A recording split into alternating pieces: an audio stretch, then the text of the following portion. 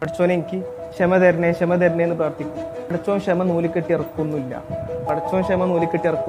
ക്ഷമിക്കുക എന്നുള്ളത് ലോകത്തിലെ ഏറ്റവും വലിയ ഡിഗ്രിയാണ്. അള്ളാൻ്റെ മുന്നിൽ ഏറ്റവും വലിയ പൊസിഷനാണ് എന്ത്?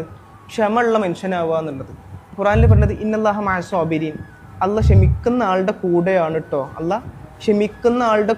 കേട്ടോ. എന്ന് പറയുന്നത് എന്തിനാണ്?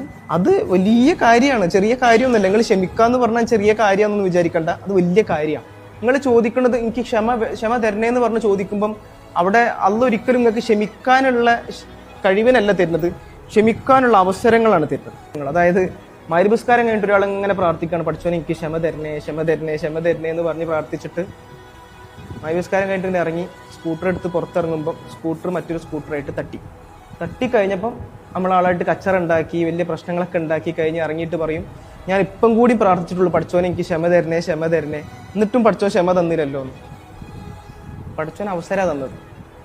കാരണം അള്ളാനെ തന്നെ കൂടെ നിർത്താനുള്ള ഏറ്റവും വലിയ ആയുധമാണ് എന്ത്? ക്ഷമ. അതിലേക്കുള്ള ഒരൊറ്റ വഴി എന്ത് മാത്രമാണ്?